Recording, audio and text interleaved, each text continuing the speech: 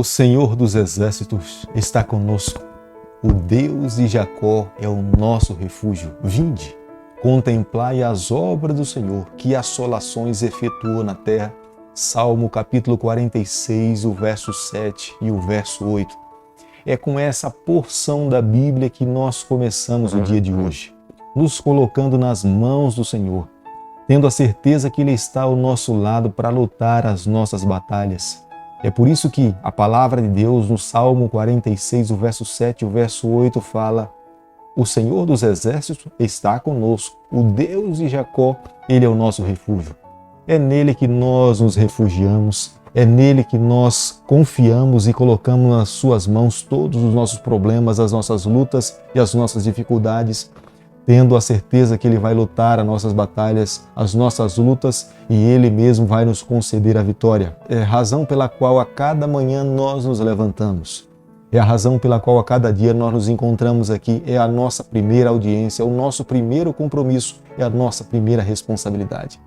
Quero pedir a Deus nessa manhã que esteja aí ao teu lado, visitando o teu lar, a tua família, os teus sonhos também, e nos concedendo a vitória no decorrer desse dia.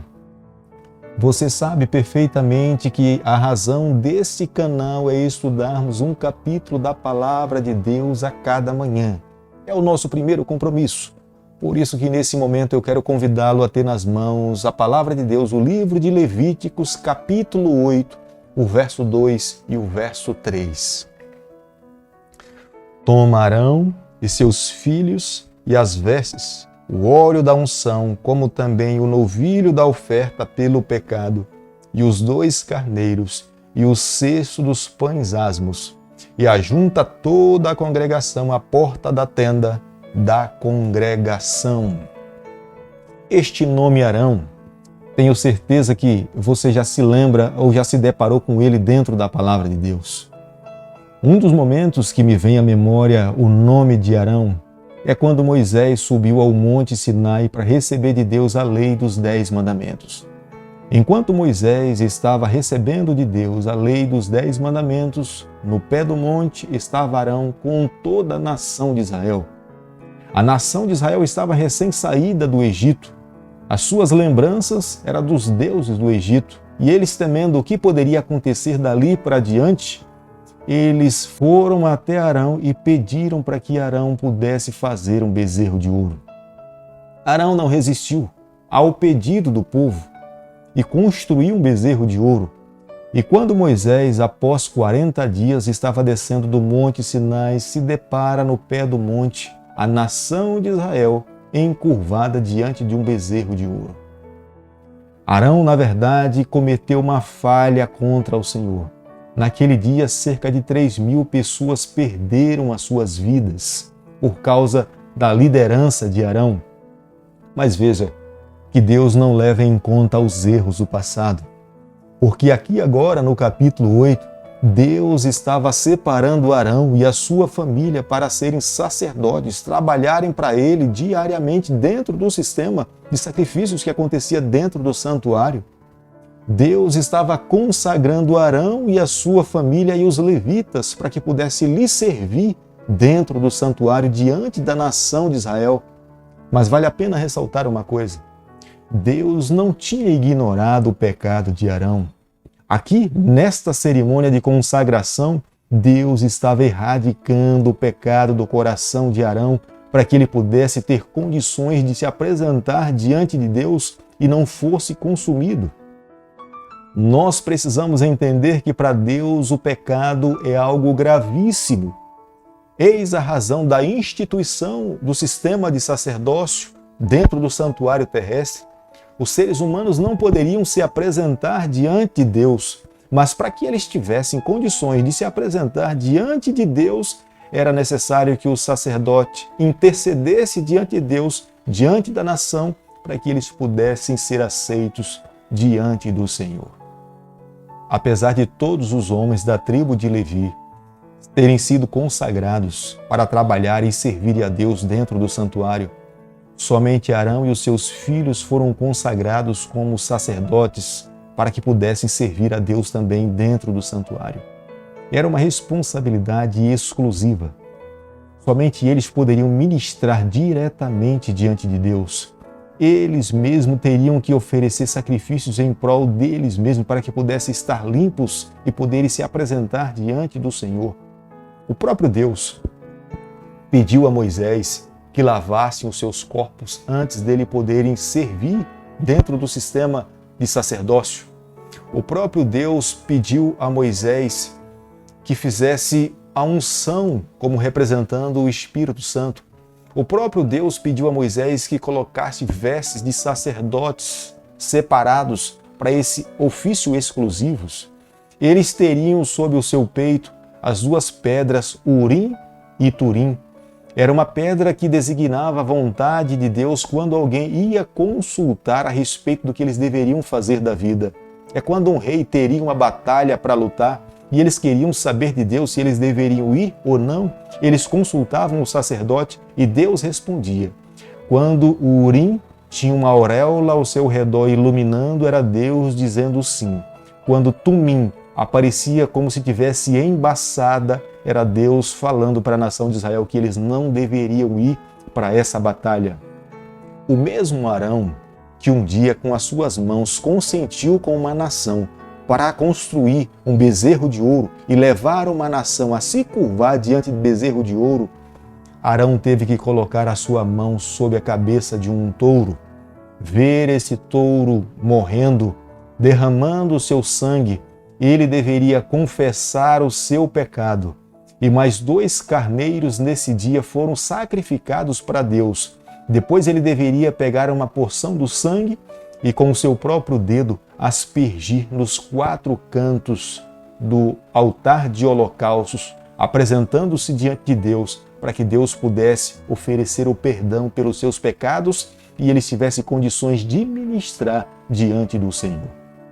Esta foi a cerimônia designada por Deus para a separação, para o santo ministério de Arão e a sua família. Embora nós saibamos que toda uma tribo, os homens da tribo de Levi, foram chamados para trabalhar diante do Senhor. O sistema sacerdotal foi um pedido da parte de Deus para que se estabelecesse no santuário terrestre, porque a nação de Israel não teria condições de se apresentar diante de Deus, diante dos seus erros e dos seus pecados. Como se apresentar diante de um Deus santo, um Deus justo e um Deus puro? Eis a razão do sistema sacerdotal. Porque os sacerdotes, eles eram um mediador entre Deus e os homens. Eram eles que clamavam e intercediam diante de Deus o pecado de uma nação. O próprio sacerdote reconhecia que ele fazia parte da nação de Israel e ele se apresentava diante de Deus não falando dele mesmo, mas representando um povo. E Deus recebia o pedido do sacerdote como sendo um mediador, tipificando, exemplificando o que de fato um dia Jesus Cristo, ao na cruz do Calvário morrer por nós, efetuou de uma vez por todas, não havendo mais necessidade de morte de cordeiros. Hoje, se eu e você, ao nos envolvermos com os nossos pecados, o que nós precisamos fazer é nos colocarmos de joelhos, confessarmos para Deus os nossos pecados, pedirmos perdão e termos a certeza de vivermos uma vida em paz diante do Senhor.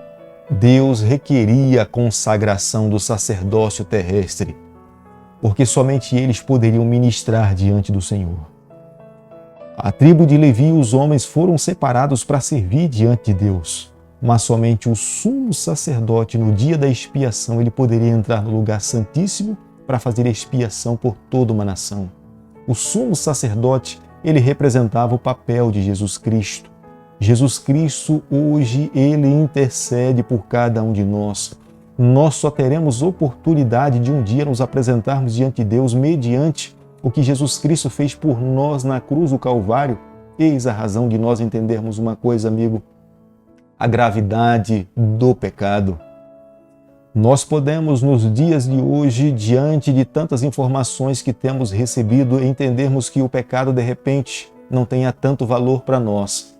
Mas o pecado para Deus é um ato gravíssimo. Somente mediante o derramamento de sangue o pecador tem condições de poder se apresentar diante de Deus. Por isso que havia uma necessidade do sistema de sacerdócio, Por isso que Jesus Cristo veio na cruz do Calvário morrer por cada um de nós, para que nós possamos receber a salvação. Aqueles que almejam receber a salvação em Jesus Cristo precisam recebê-lo com todas as suas forças nas suas vidas, para que possam ser aceitos diante de Deus. O sacerdote era ungido com óleo e com sangue. Óleo representando o poder do Espírito Santo. O sangue representando o que Jesus Cristo um dia viria fazer por nós na cruz do Calvário. Tudo o que acontecia dentro do santuário apontava para a cruz, apresentava o Cordeiro de Deus.